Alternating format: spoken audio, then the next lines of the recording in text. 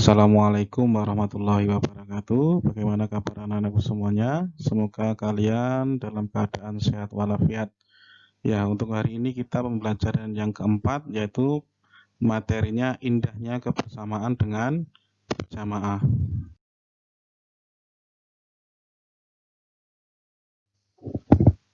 Sebelum kita masuk ke materi, Bapak ingin menyampaikan tujuan dari pembelajaran. Tujuan dari pembelajaran ini yaitu menerapkan sikap demokratis, toleran, kebersamaan, kerjasama, dan akhlak terpuji yang lain dalam kehidupan.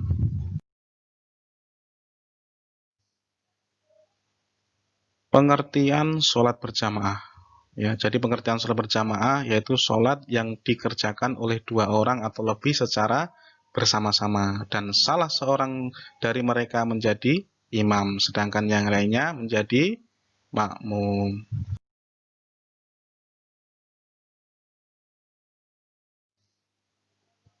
Keutamaan sholat jamaah.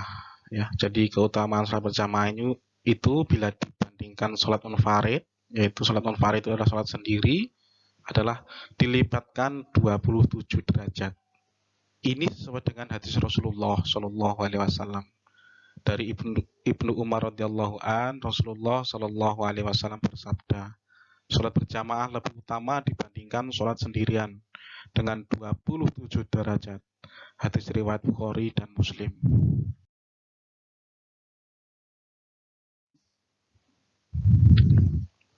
Syarat sah salat jamaah. Jadi salat berjamaah itu sah apabila memenuhi syarat sebagai berikut. Yang pertama ada imam, makmum berniat mengikuti imam. Kemudian yang ketiga, sholat dikerjakan dalam satu majelis. Dan yang keempat, sholat makmum sesuai dengan sholatnya imam. Kemudian imam ini juga harus ada syaratnya.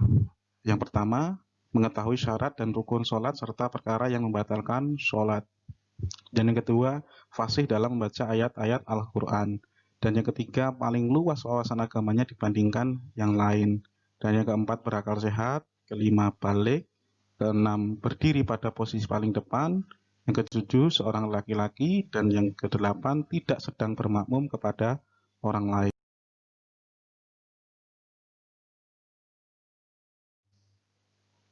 Tidak hanya imam yang ada syaratnya, makmum juga ada syaratnya ya. Syarat menjadi makmum yaitu makmum berniat mengikuti imam. Yang kedua, mengetahui gerakan sholatnya imam. Dan yang ketiga, berada dalam satu tempat dengan imam. Yang keempat, posisi di belakang imam. Dan kelima, hendaklah sholat makmum sesuai dengan sholatnya imam. Contoh, misalnya adalah sholat asar ya. Imamnya sholat asar, makmumnya juga harus sholat asyar. Kemudian makmum masbuk. Ya, makmum masbuk adalah makmum yang tidak sempat membaca surat Al-Fatihah bersama imam di rakaat pertama. Kemudian lawan katanya dari si makmum masbuk adalah makmum muwafiq. Ya, ini makmum yang dapat mengikuti seluruh rangkaian salat berjamaah bersama imam.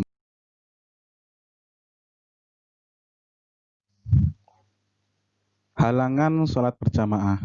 Sholat berjamaah dapat ditinggalkan kemudian melakukan sholat sendirian atau munfarid. Ya, faktor yang menjadi halangan itu antara lain, yang pertama hujan yang mengakibatkan susah menuju ke tempat sholat berjamaah. Yang kedua, angin kencang yang sangat membahayakan. Dan yang ketiga, sakit yang mengakibatkan susah berjalan menuju ke tempat sholat berjamaah. Dan yang keempat, sangat ingin buang air besar atau buang air kecil. Dan yang terakhir, karena baru makan makanan yang baunya sukar dihilangkan, seperti bawang, petai, dan jengkol.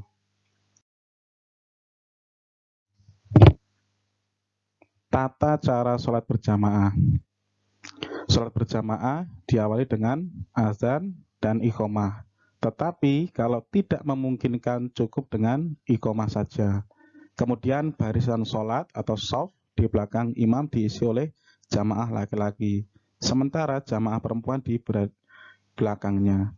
Dan yang ketiga, di dalam melaksanakan sholat berjamaah, seorang imam membaca bacaan sholat yang ada yang dinyaringkan dan ada yang dilirihkan.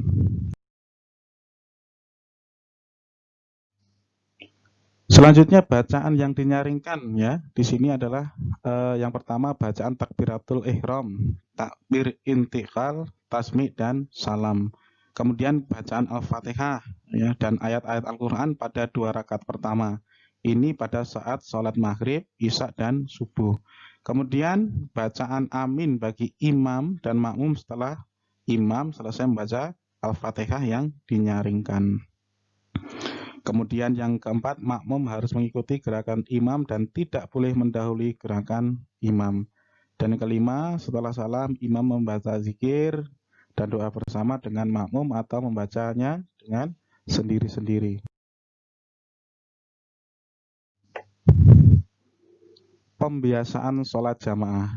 Ya, pembiasaan sholat jamaah ini dapat menjalin silaturahmi antar sesama, kemudian mengajarkan hidup disiplin, saling mencintai dan menghargai. Dan yang ketiga, menjaga persatuan, kesatuan, dan kebersamaan. Dan yang keempat, menahan diri dari kemauan sendiri atau egois. Dan yang kelima, mengajarkan kepatuhan seorang muslim kepada pemimpinnya. Kemudian sikap kecintaan kepada sholat berjamaah ini dapat diwujudkan melalui perilaku sebagai berikut. Yang pertama, ketika masuk waktu sholat segera menuju ke masjid dan mengumandangkan atau mendengarkan azan.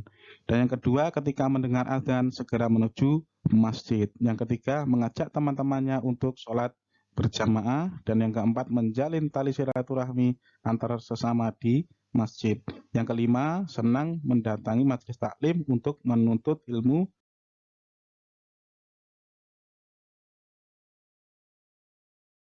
Kemudian lanjutan dari kecintaannya dengan sholat berjamaah tadi, yang keenam tidak suka membeda-bedakan status sosial seseorang, dan yang ketujuh taat kepada pimpinan selama tidak melakukan kesalahan, dan yang terakhir atau yang kedelapan menjaga persatuan dan kesatuan.